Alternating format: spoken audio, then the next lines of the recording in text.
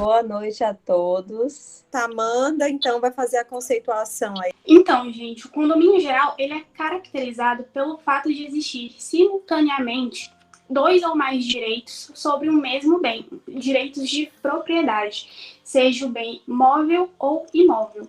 Ademais, condomínio é quando a mesma coisa pertence a mais de uma pessoa. Por exemplo, dois irmãos adquirem um só carro para ambos.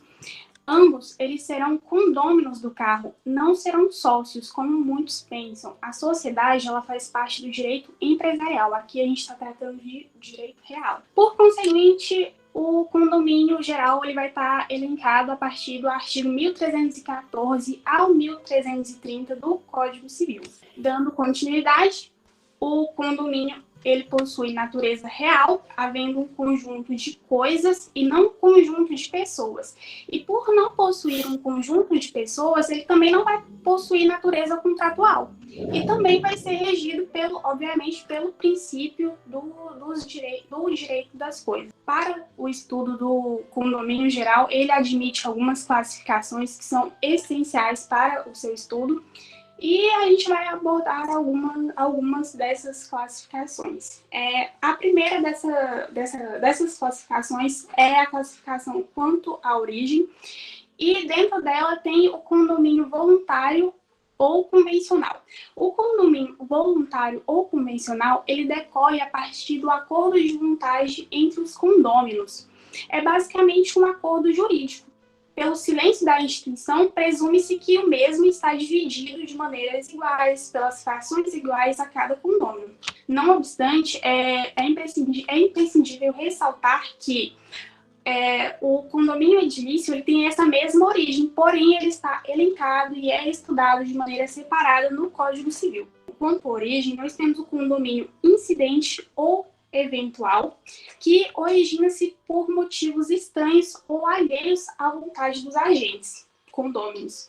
Por exemplo, os mesmos recebem a coisa, o bem, a partir de uma herança. Por fim, temos o condomínio necessário ou forçado, que decorre de determinação de lei, como consequência inevitável do estado de indivisão da coisa, onde podemos citar o artigo 1327 do Código Civil. Nós temos a classificação quanto ao objeto ou conteúdo, que é onde nós vamos estudar o condomínio universal e o condomínio particular.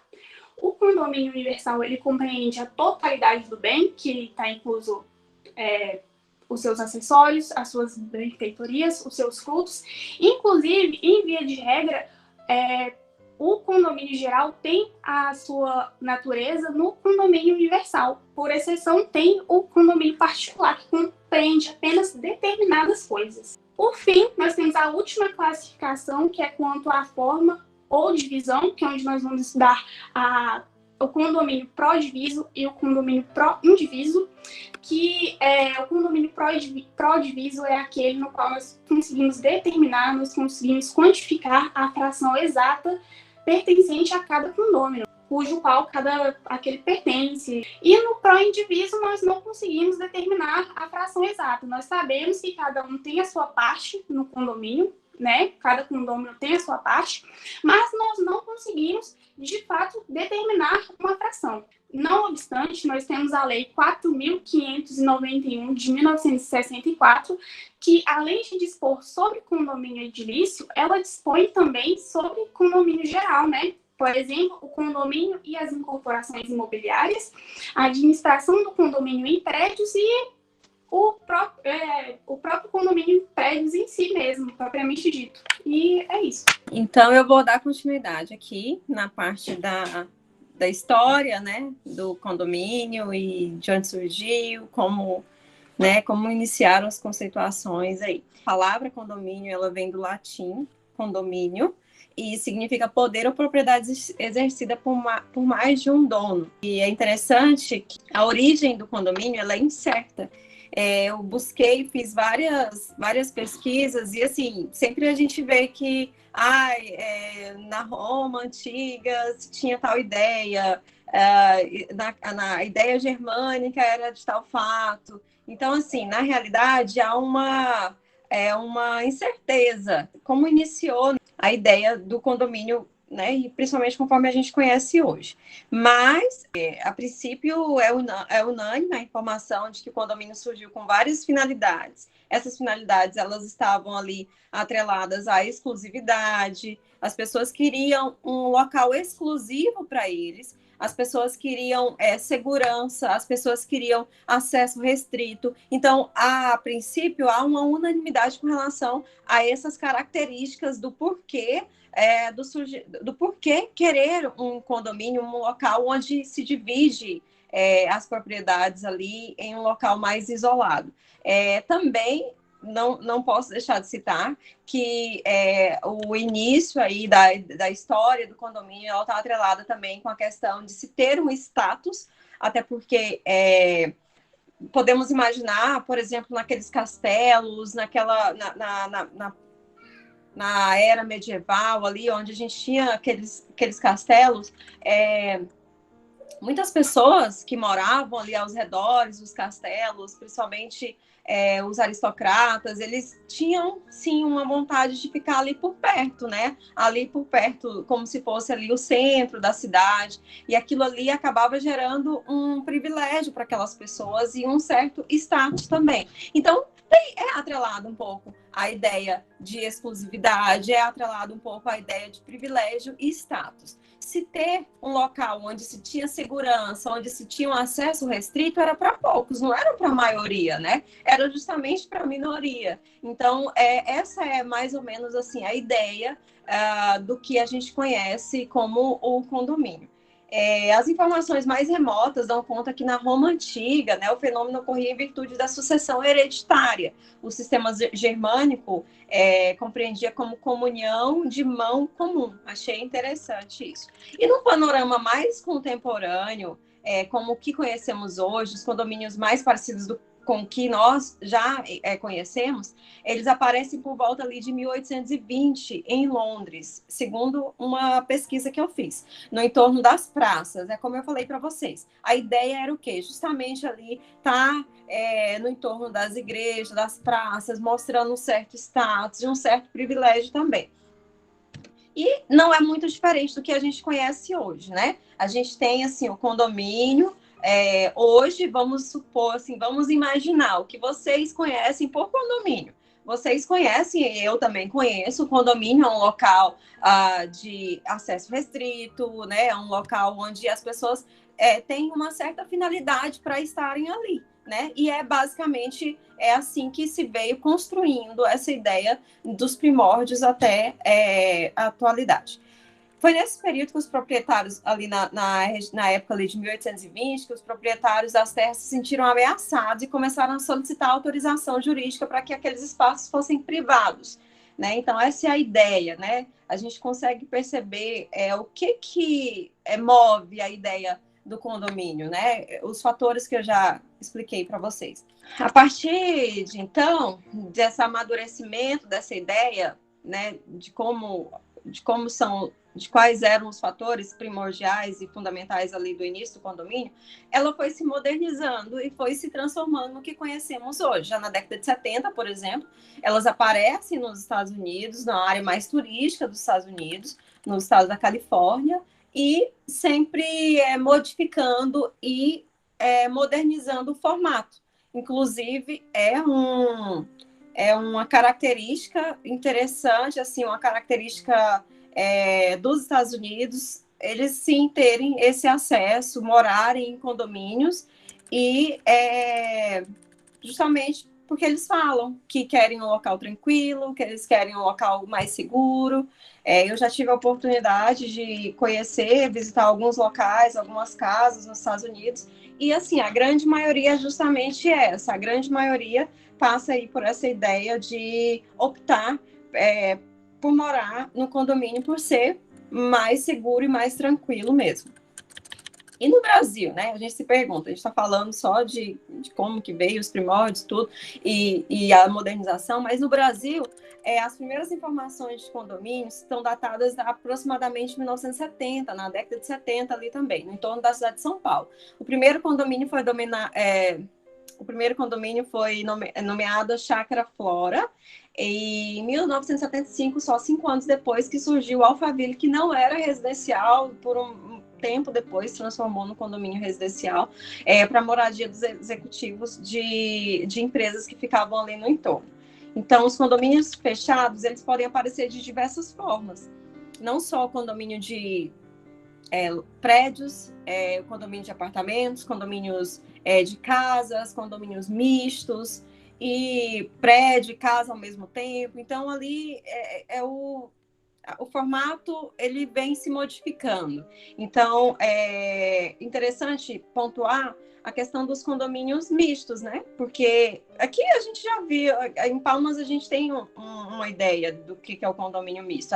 Geralmente aquele prédio com a área térrea ali, o mezanino, a área térrea é mais comercial. A gente tem aqui modelos que a gente pode citar como exemplos aqui em Palmas, e eu acho que todos vocês já devem ter visto aí um condomínio desse por aí. Esses condomínios mistos, eles têm umas características que eu quero, assim, pontuar aqui. São equipamentos privativos e que precisam de uma solicitação para entrada, controle de acesso, né? Inacessibilidade do perímetro e propriedade coletiva privada. Então, basicamente, a história nos mostra, né? E eu, assim, particularmente acho que a ideia do condomínio, ela sempre foi atrelada, assim, à exclusividade, né? E sempre foi atrelada, assim, à questão, né? Agora a gente tem uns condomínios, sim, que são mais conjuntos habitacionais para atender aos moradores de baixa renda, por ser um pouco mais econômico, né, na hora de se formular e operacionalizar. Mas a ideia inicial dos fatores que marcantes para a ideia do condomínio lá atrás, e que foi sendo trazida justamente essa de exclusividade e de um pouco de status, né? Ali os aritocratas, os burgueses, ali perto do centro da cidade, das praças, da igreja. Então, está sim atrelado a uma questão de status, não é muito diferente do que a gente conhece hoje, né? A gente tem esse exemplo, assim, isso não mudou muito, como eu citei, mudou, assim, um pouco com a questão dos conjuntos habitacionais públicos, né, que trazem aí as pessoas de baixa renda para morarem nesse formato de moradia, mas, né, o que a gente vê e o que acontece, o que temos muito de exemplo é justamente aqueles condomínios que atendem a classe mais favorecida, né?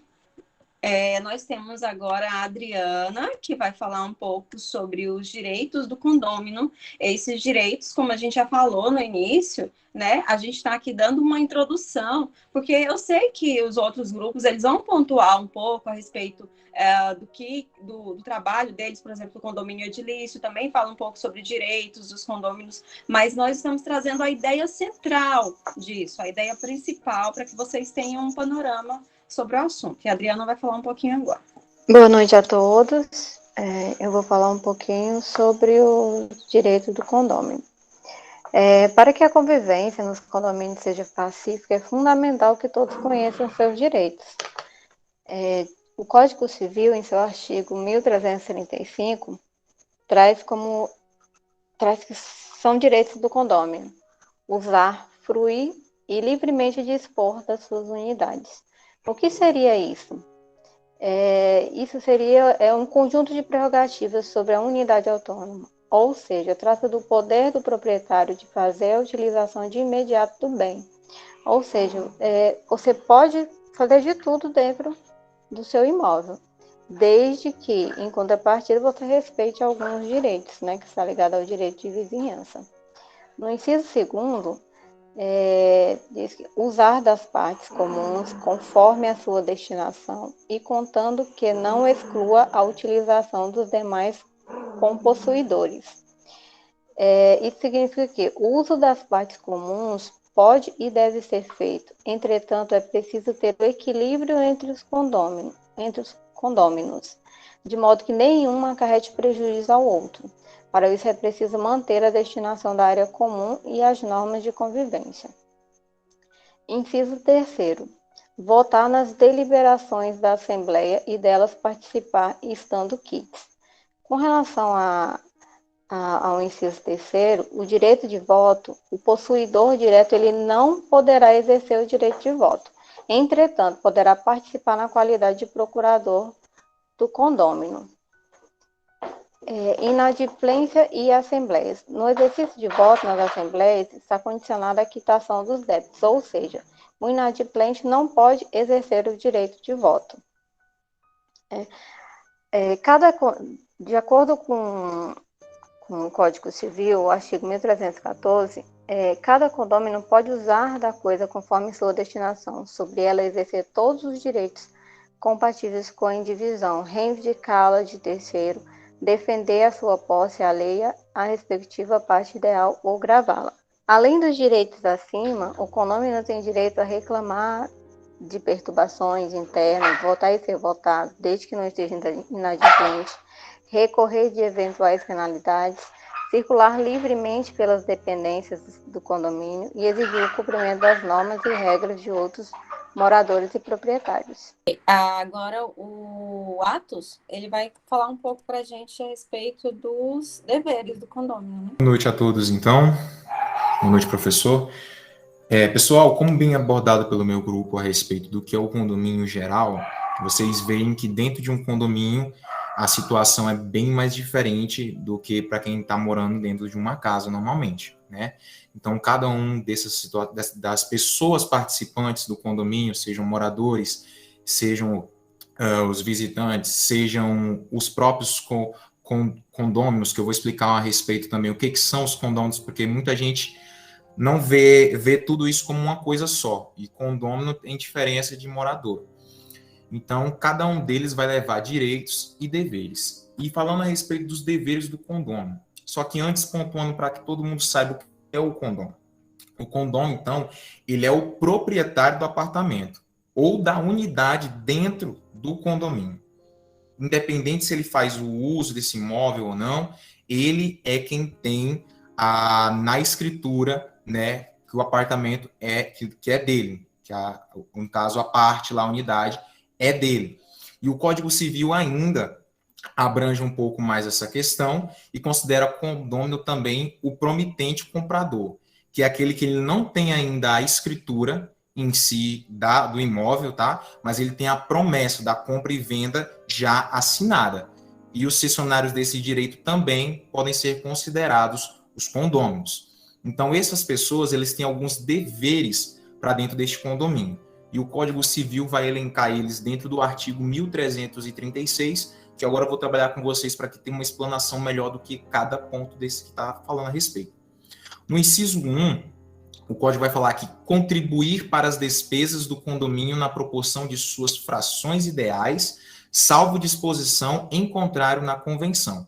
Então, a primeira coisa que quando vai fazer a questão de construção de um condomínio, como vocês devem ver, e devem saber, creio que algum de vocês já passou por essa experiência, é que eles se reúnem por meio de uma Assembleia Geral, como foi formado pela minha colega Adriana, para fazer a convenção, fazer o regimento interno, a legislação interna de como vai funcionar o condomínio. Existe o código que vai falar a respeito, vai legislar sobre o condomínio? Existe sim, mas o condomínio também é baseado dentro da própria legislação vigente que eles criam em reunião de Assembleia Geral. Então, uma das coisas que é um dever do condômino, nós podemos dividir aqui a explicação desse inciso 1 em duas partes, é contribuir para essas despesas do condomínio na proporção das frações ideais, ou seja, na proporção que é de cada um dos condôminos. De forma geral, de forma usual, cada um deles vai pagar uma fração ideal, um valor decimal, né? Um valor fracionário para cada unidade dela, da área privativa que compete ao condômino. O que seriam essas questões das taxas, das despesas do condômino? A questão de luz, a questão da questão da água, né? As questões básicas dessa organização financeira que é necessária dentro de um condomínio. Só que a legislação também traz uma exceção, que é justamente essa parte B, quando ele fala salvo disposição em contrário na convenção. Quer dizer que o quê? Se por unanimidade e dentro de uma Assembleia Geral de condomínio, o que vai garantir qualquer decisão de ser tomada como aquela que vai perpetuar, é preciso que tenha um quórum de 2/3 de todos os condôminos. Então, se numa reunião de Assembleia Geral, 2/3 dos condôminos se reúnem e decidem que aquela unidade vai ser paga de uma forma diferente, não vai ser mais a fração ideal, a lei não abstém, a lei permite que aconteça, que é exatamente essa exceção que é colocada no inciso 1. O ideal é que seja sempre nas frações ideais, na proporção para cada um dos condôminos.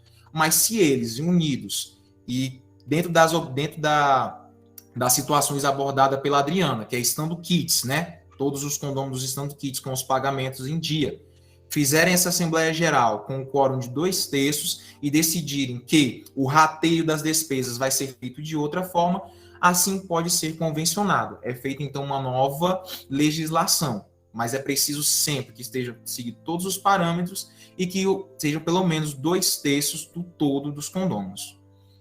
O próximo inciso, que trata dos deveres do condômino, aí o inciso 2 vai falar assim: não realizar obras que comprometam a segurança da edificação. Eu até utilizei uma imagem só para meio ilustrativo mesmo, porque ela não vai falar exatamente dessa realização de obra dentro de condomínio. Mas imagine que o condômino tem a ideia de fazer algo na sua parte ali que possa pôr em risco a vida dos outros que estão ao lado, dos outros condôminos, dos outros moradores que estão junto.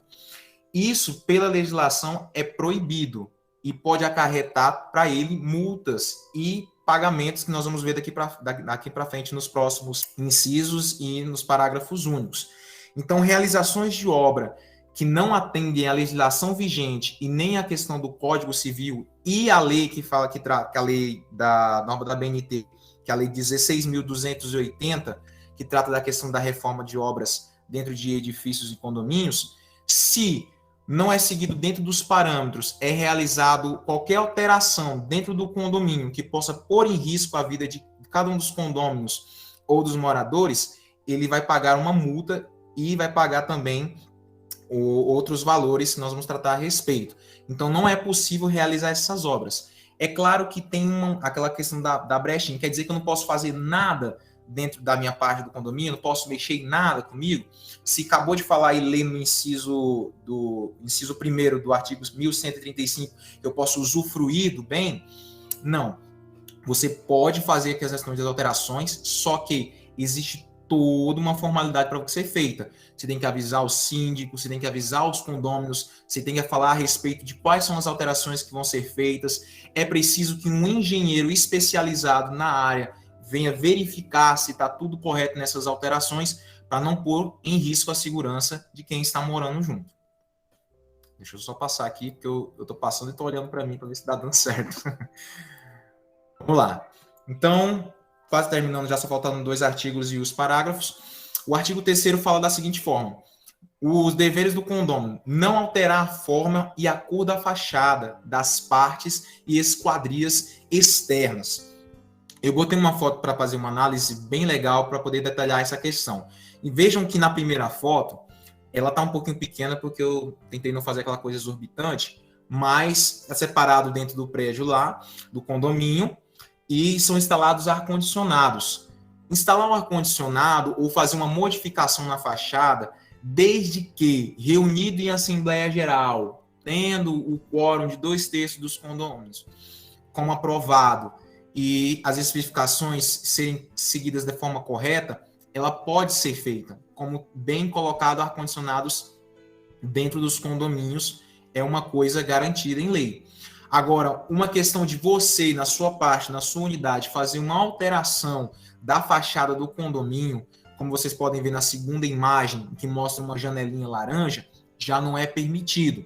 E tudo isso causa situações de pagamento de multas que nós vamos ver ali na frente a respeito sobre essas irregularidades cometidas pelos condôminos. Então, o inciso 3 vai falar: não é possível alterar a forma e a cor da fachada das partes e esquadrias externas, somente se, como eu lhe disse e repito várias vezes para que fique bem fixado, por meio de Assembleia Geral e o quórum de 2/3 do todo dos condôminos decidam assim.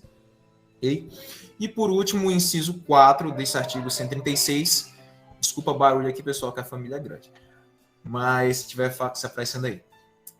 Dar às suas partes a mesma destinação que tem a edificação e não utilizar de maneira prejudicial ao sossego, salubridade e segurança dos possuidores ou aos bons costumes. O que esse inciso 4 vai tratar? Eu vou utilizar, por exemplo, como exemplo, o cachorrinho da nossa amiga Adriana. O cachorro dentro do condomínio, ele não é proibido. Depende muito da legislação do condomínio lá, mas a maioria não proíbe. Você pode ter um cachorro dentro do condomínio. O que seria essa questão de ser prejudicial ao sossego e salubridade dos outros possuidores? Quando, por exemplo, o cachorro da Adriana está ali latindo, e ele late de forma intermitente, e não para. Então ele pega, tipo, de um horário aqui, vai latindo, vai latindo, vai latindo, vai latindo, vai aumentando o número de decibéis, vai incomodando o povo geral. Então, isso já não pode acontecer. Entendeu? Então, todas essas questões sobre reforma, sobre barulho e atentados aos bons costumes, elas são proibidas vendo a legislação própria do condomínio e dentro também do próprio Código Civil. O que seria esse atentado aos bons costumes que o inciso traz? Por exemplo, você vai perceber que tem condomínios que eles não permitem que você transite sem camisa lá dentro, entendeu? Porque atenta aos bons costumes. Mas vai também de cada local, porque se você verificar dentro do litoral do Rio de Janeiro, você já vê essas situações mais cotidianas acontecendo.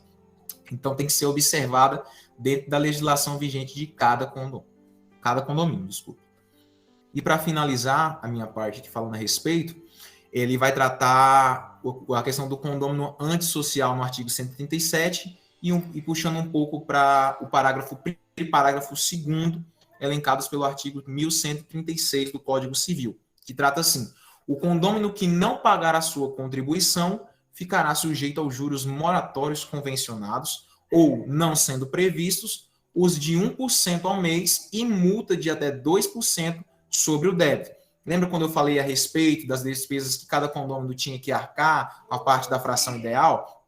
Se um deles descumpre aquela regra e não efetua como foi convencionado, ele então fica sujeito a essa questão de pagar os juros moratórios convencionados. E esses juros podem acontecer de duas formas: 1% ao mês e com a multa de até 2% sobre o débito. E, por fim, o parágrafo 2º diz que o condômino que não cumprir qualquer dos deveres estabelecidos nos incisos 2º e 4º, que vão tratar da realização de obras e da questão da insalubridade, de tirar o sossego e a paz, né, como a gente bem menciona, dentro do condomínio, pagará uma multa prevista no ato constitutivo ou na convenção, não podendo ela ser superior a 5 vezes o valor de suas contribuições mensais, independente das perdas e danos que se apurem. Ou seja, quando é convencionado, quando é formado o condomínio, quando é feita a legislação, ele já determina o valor que vai ser pago pelo condomínio que não cumprir com esses deveres que nós elencamos aqui. E a parte B diz que, não havendo disposição expressa, caberá à Assembleia Geral, como eu disse, e bem repito várias vezes, por 2/3 no mínimo dos condôminos testantes, deliberar sobre a cobrança de multa. Então, se a legislação não tratar de um valor exato do quanto esse condômino, por ter feito as irregularidades e não ter cumprido com os deveres, vai ter que pagar, por meio de uma assembleia, e é definido o valor que ele vai ser cobrado em multa. Agora o nosso amigo Adriano vai dar umas considerações finais a respeito do condomínio. Pois é, boa noite ao professor e a todos os colegas. Dando continuidade, e antes de entrar diretamente na administração de condomínio e a extinção, só a título de informação e para que os colegas não tenham o condomínio geral como tendo a impressão que seja só prédio, só edifícios, porque isso aí fica mais para a parte de condomínios edilícios. Condomínio pode ser de qualquer coisa. Eu estou dizendo de maneira simplória, mas é isso mesmo. Condomínio pode ser de qualquer coisa, quando se fala condomínio geral, e não propriamente o edilício, que é tratado em seção inseparado no Código Civil, em subseção, na verdade. O condomínio pode ser de qualquer coisa. Pode ser um condomínio, por exemplo, de um carro, como a colega falou, o condomínio de uma herança deixada para 3 pessoas, 3 filhos ou 2 filhos, por uma pessoa que faleceu. Pode ser, no caso do condomínio forçado lá, um muro, um cercame, por exemplo, um muro ali que faz a divisa dos terrenos. Ele, forçosamente, ele é as pessoas que têm as propriedades que fazem divisas, esse muro aí vai ser em condomínio daquelas 2 pessoas que fazem a divisa. Então, só para deixar claro isso, que o condomínio pode ser qualquer coisa que dá para 2 pessoas exercer a posse, ou 2 ou mais pessoas exercer a posse sobre aquilo, sobre essa coisa. Isso é o condomínio, a ideia de condomínio geral. Agora, indo ao ponto da administração do condomínio, eu vou falar de maneira simples também, para que todos entendam. Quem pode administrar o condomínio? Quem pode administrar um condomínio? Pode ser administrado pelas pessoas que por exemplo, vamos supor, tem uma fazenda que são 3 condôminos, e tem essa fazenda em condomínio. Então, se esses 3 acordarem entre si que vão administrar conjuntamente, eles podem, de acordo com o Código Civil. Isso está expresso entre os artigos 1323 até o 1326. Se a pessoa tiver com o Código Civil aberto, é até importante que dê uma lida, porque isso aí, para nós que com certeza todos pretendem fazer a prova da UAB, eu acredito que cai muito, é lei seca mesmo. Você vai ter que saber o que está lá escrito no artigo mesmo, entendeu? E também pode ser, como está dito também lá no Código Civil, pode ser feito entre acordo, eles administrarem em conjunto. Também pode deliberarem entre eles e, com a anuência de todos, escolher um dos condôminos para administrar, representar aquele condomínio, os interesses daquele condomínio. E também pode ser escolhido uma pessoa, um terceiro, que não tenha indiferente àquele condomínio.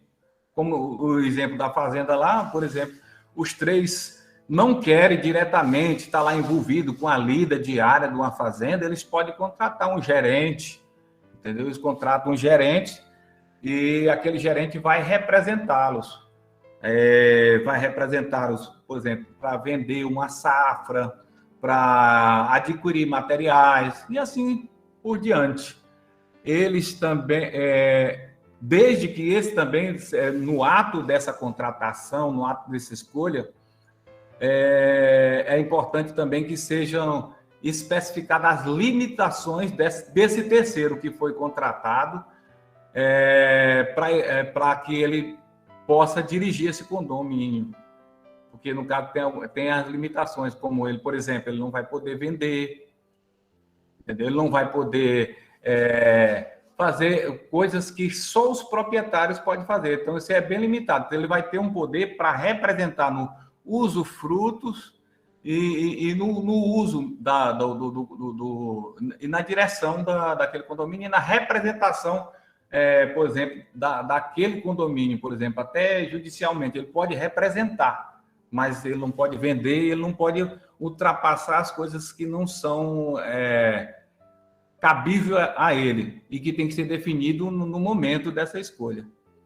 Então, para ficar mais claro aqui, eu achei interessante ir ao Código Civil e deixar o tanto que o Código Civil dá tamanha importância a essa deliberação para que haja um representante para qualquer condomínio que eu falo é qualquer mesmo, qualquer condomínio, em geral, ele é importante que tenha um representante. É tão tanto que, se por acaso o Código Civil, no seu artigo 1324, ele diz que se um condômino que administrar sem oposição dos outros, presume que ele seja o representante comum.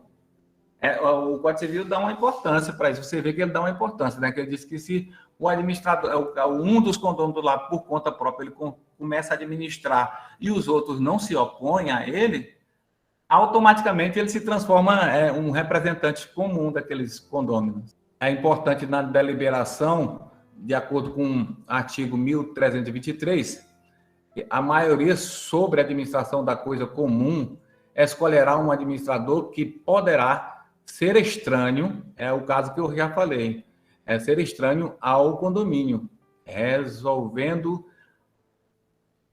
alugá-la, preferir-se-á em condições iguais o condômino ao que não é condômino. Aí o artigo 1324 é aquele que eu falei, que o condômino que por conta própria ele começar a administrar, ele se torna um representante comum, automaticamente, se os outros não se oporem. O 1325, a maioria será calculada pelo valor dos quinhões, e não por isso que se entende, a diferença do condomínio edilício é justamente essa parte aí, por exemplo, porque ele vai estar preso aos quinhões, e o condomínio edilício, só para que a gente tenha uma diferenciação, ele tem a diferenciação porque ele vai ter áreas comuns e áreas privadas, que são particulares. Por exemplo, o hall do condomínio, o elevador, são áreas comuns. Todas as pessoas têm os mesmos direitos, mas cada unidade, cada apartamento é privado. Então, uma pessoa, por exemplo, se eu tenho um apartamento, não é autorizado o outro entrar, mas nas áreas comuns a pessoa pode usar. Essa é uma diferença do condomínio edilício. Agora, o condomínio geral que nós estamos falando aqui, quando ele fala que a maioria será calculada pelos quinhões, é justamente porque não tem uma área definitiva. Todos têm igualdade no uso e no uso-fruto. Não tem uma coisa específica, definida para cada parte. Aquela parte é privada, aquilo ali só eu que mexo, entendeu? Então é uma coisa comum mesmo, que só vai ser definida pelos quinhões, pela porcentagem de cada um. A parte ideal, como diz o Código Civil também. No parágrafo 1º, ele diz que as deliberações serão obrigatórias, sendo tomadas por maioria absoluta. Aí deu mais uma importância também, que tem que ser obrigatório deliberar para saber tomar essas decisões de quem vai administrar e assim por diante. Parágrafo 2º, não sendo possível alcançar a maioria absoluta, decidirá o juiz, a requerimento de qualquer